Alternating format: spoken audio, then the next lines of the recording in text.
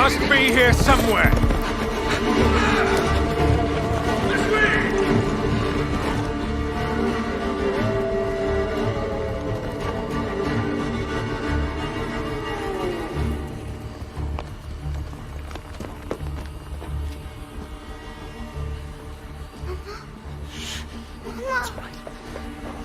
It's all right. Lunka! Don't hurt her! You gave us quite the chase, young. Please, sir. She's just a child! Roderick, remind me, did I make an exception for children? No, sire. No. That would have been foolish, would it not? They spread the plague just as well as adults. And there's only one way to stamp out this sickness. No!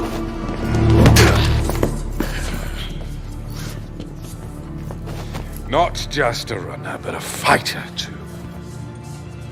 Had we met under a different moon, things might have ended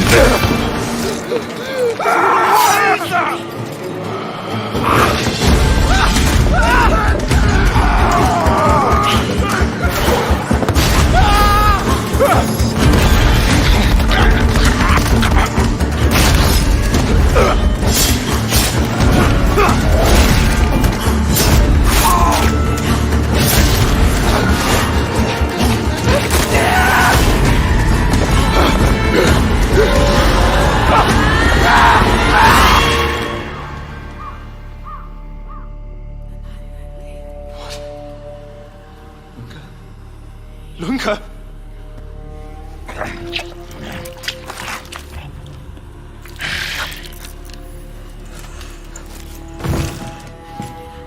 My sister. She needs help.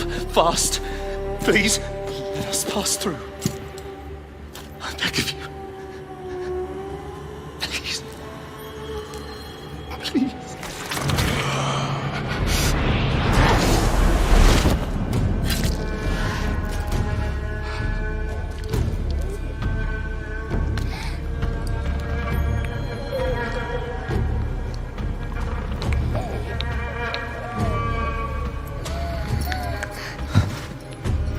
I don't know.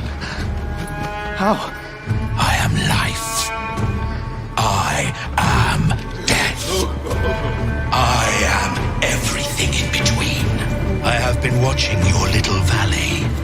Pestilence, famine, killing. Blood spilled carelessly, like water. Things will be different now.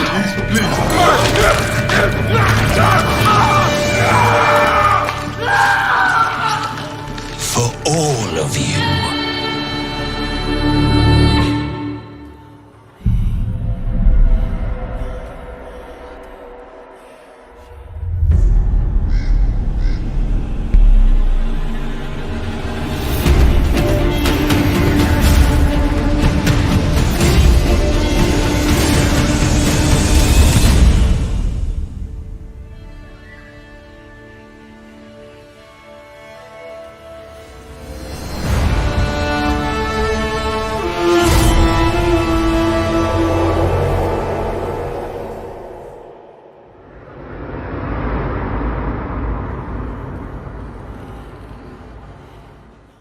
So the game takes place 2 years after the events shown in the intro, and this is just the beginning of a greater saga we were planning. So we get to meet the character at the beginning of his adventure, which I think is really cool. And Coen in general is so much fun to write and flesh out because he's not your typical game protagonist. He's not a grizzled veteran who's seen it all, who is cynical about the world, who comments the world with like one-liners.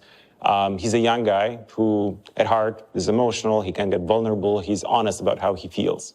What I love in Coen is that he'll be never a superhero. He'll be never overpowered. At the day, as a human, he can fight with a sword, he can use and discover dark magic, but he can be killed by anyone. At the night, he encounters a lot more difficult enemies. He can use some vampiric abilities. not only in combat, but also he can use it to explore the world and to see the world in a totally different way. Yeah, and he'll need all these cool superpowers because he's facing formidable enemies. This clique of vampires who decided to take over the world, turn it upside down, and set the rules. And they are led by this super old and immensely powerful vampire called Brensis. Our game is set in 14th century Europe, and it's a world in deep crisis. First, the continent has been ravaged by the plague, then wars, and now famine. And all the while, vampires have been watching from the shadows, waiting for the perfect moment to strike. And finally, when humanity is at its lowest, they come out of the shadows, they overthrow the feudal lords, and they move into their castles.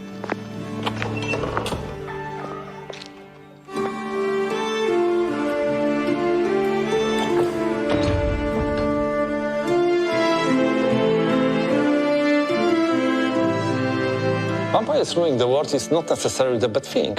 Feudal lords in that time killed the whole villages to prevent, the plague. And the vampires, they defend Coen and his sister. They even healed Lunka. And, I know that people need to pay taxes in blood, but it's not a huge cost of safe and good life. Well, to that I'd say that vampires' favors are uncertain. And sure, they protect the people of the valley where the game takes place, but they see them as cattle, so they protect them to then lead them and ultimately kill them.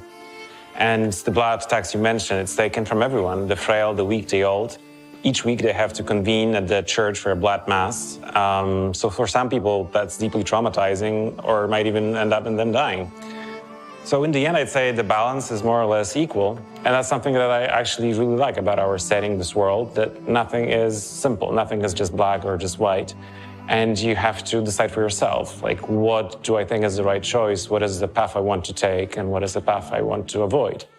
And ultimately, Coen's family ends up in the dungeons of the Vampire Lord. And even as Coen is trying to free them, he will meet people who still support the regime. It's even more challenging for players because Coen has only 30 days and 30 nights to save his family.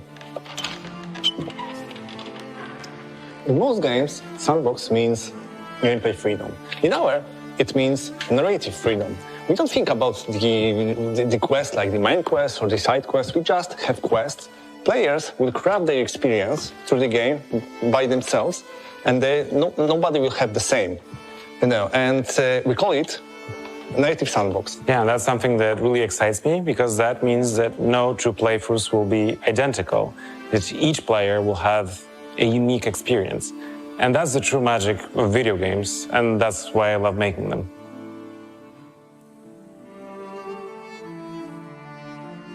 Man, look at this place. That would be perfect for the writing team. Not just for them. I love storytelling myself. Since I can remember, telling stories through images is what I love to do. Yeah. So when I received the first script for the Dawnwalker, I fell in love with it right away. I think for me, what got me was the concept art when I first saw those Carpathian villages hugging the mountain slopes, the valleys, forests, and then also the muddy streets of Svartrau and the long shadow of the cathedral. It all felt very authentic, muddy, and also very familiar, homely, and, well, Eastern European. Not just Eastern Europe. No, yeah. It's a mix of predominantly Romanian motifs with broader influences of Balkan cultures. Mm-hmm. It gave us a freedom of creation. It's a vast range of inspiration from Polish log houses to Ukrainian or Balkan clothing to Romanian defensive churches. That variety and that broad spectrum was also interesting to get because I never thought as an environment artist I would have to learn in Romanian how to Google specific museums just to get the references. On the other hand, we also set a boundary for ourselves, and that boundary is a time period of inspiration ranging from the 13th to 15th century. Mm-hmm. And this is meant to ensure the visual consistency of the world. Yeah, and that is also quite a challenge to make sure that what you create is authentic, grounded, and has a real sense of place, but at the same time isn't just a picture and invites exploration and promotes that gameplay. I wanted to see how far we could push realism so that players truly feel part of the narrative. But this is not a simulation of medieval life. Not at all. Realism can be boring, and we wanted to create something exciting. And that's where the magic comes in. Yes, the magic. Our magic isn't filled with fireballs or flashy lights. Yeah, it's It's probably even more interesting to get right than the realism part of it, because when a quest brief comes through and the magic is manifested by, I don't know, birds flying in the sky in a strange formation or the northern lights not being in the north, it really makes you rethink the whole location and how it should come together to marry those two aspects. Our magic is also serious and it's closer to paranormal phenomena than to traditional spellcasting.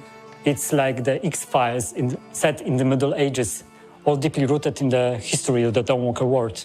Yeah, and I think it's the weather and the lighting system that do majority of the heavy lifting to take a location and really push it one notch above realism to give it a slightly off feeling. I think my favorite location for that is the cathedral. During the daytime, it's that monument to Gothic architecture with people bustling around. And then as soon as the sun starts setting in and the streets clear, the fog starts setting in, and it becomes a completely transformed, different area, very spooky, almost liminal, cemetery-like space. And that was also a very early and conscious choice on our part. We wanted the world to be a different place after the sun sets.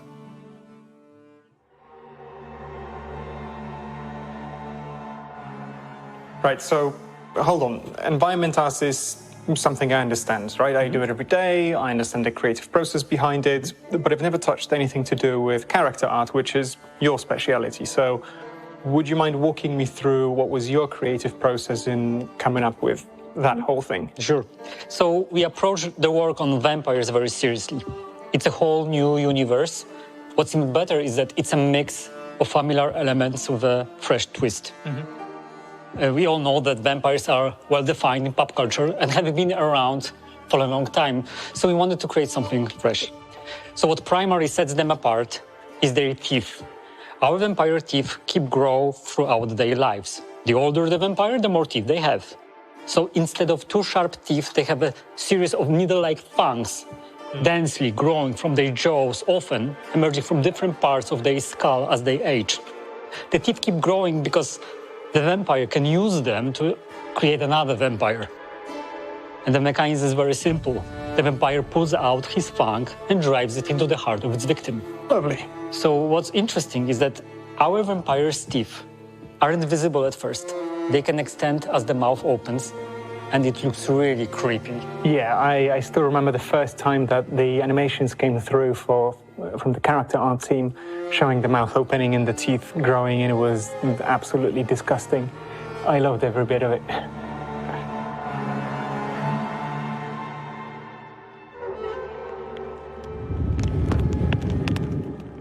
So Coen's Argyria, the silver poisoning he got when he was working in the mines, is both a blessing and a curse.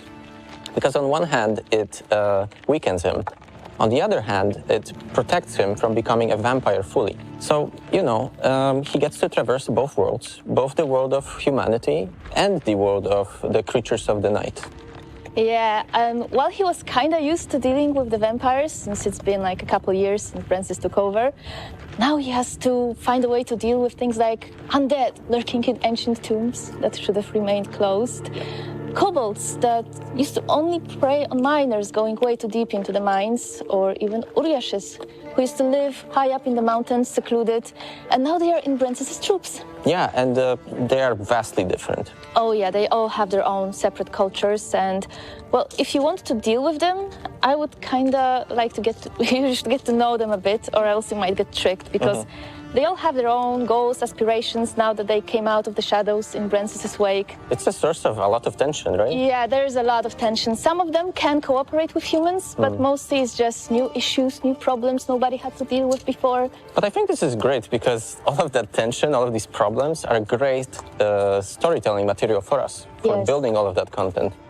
For example, Francis, he had to normalize this thing for the humanity, convince everyone this is the new normal. Yeah. And the way he did this was, first of all, you know, there was a lot of social turmoil. And on the other hand, a lot of deeply held religious beliefs. And he twisted them. He turned himself into this messianic figure. So, for example, he introduced these blood masses where he feeds a human vampire blood, right? And at the same time, they have these other things like punishing criminals with, like, draining them dry. Yeah, but well, some people actually liked it because once Francis came in, he set up a new order of things. He finally got down to business, and then he locked the valley off so that nobody can touch it. No outside outside influence can touch it. And well, some others did not like it so much, and they began to reach into the depths of forgotten magic, occult, stuff like that.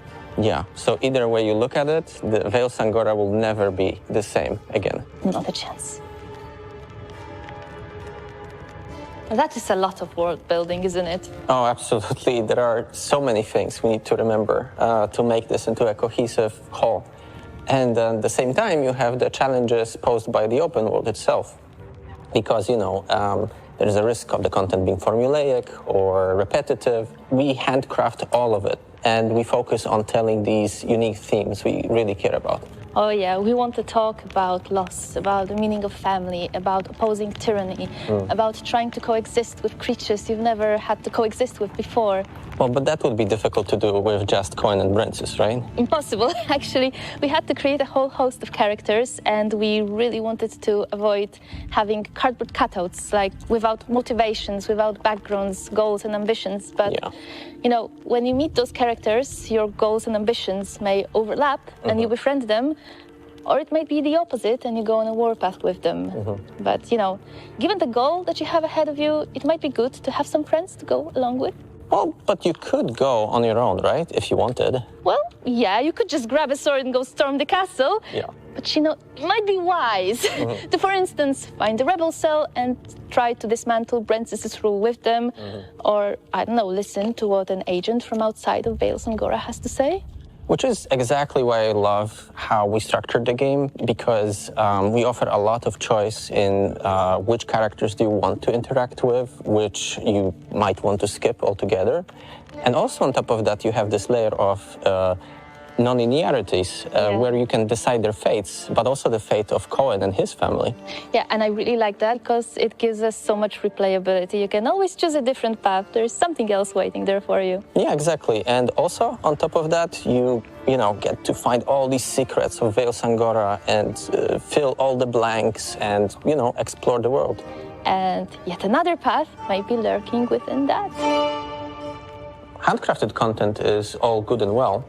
But on top of that, we also have a number of really cool gameplay systems that further feed into the narrative. Yeah, and speaking of feeding, my favorite one is the blood hunger. It lets me play a real vampire. I don't just have to drink blood to use my cool abilities in combat, but if I talk to someone without feeding first, I might just lose control and I might eat them. And it's not going to be just any random peasant that I won't care about. I can eat my best friend, and I will break my heart, and I will break my quest. Yeah, so you better keep him well-fed. Yeah, definitely. Do you have a fave? Yeah, I really enjoy the ones that are revolving around Francis, because, it makes him this active antagonist. This means that he will basically react to what Coen is doing. He will pass these edicts that will hinder your path. So, for example, he might set up military checkpoints that will be on your way. That changes the world, right? Yeah, exactly. And also, it's not just him running the show. It's also his 3 powerful vampire allies. Yeah, when I saw them in CGI, that was such a hype moment. Finally animated, voiced, and just loved it. Yeah, and on top of being cool characters, they also have their own spheres of influence, and you get to dismantle their organization step by step, making it simpler for you to confront Francis and free your family. Well, when it comes to freeing your family, there's one more antagonist, that is time itself, because every time you do something important in the game, when you complete an objective or you complete a quest, time moves forward. Yeah, but what I really like about this also is it's not like real time. You actually get to control how much of this resource you want to spend, right? Yeah, you have to manage it wisely, but if you just want to enjoy the view or just take a stroll, you can without stress. But once you get down to business, you have to do it smart. Yeah, so I think all of these things combined, handmade quests and the gameplay systems, create for this really fun, unique experience. Yeah, and you know what? I cannot wait to see what shenanigans players will get up to playing with those systems. I will be there watching it. Same.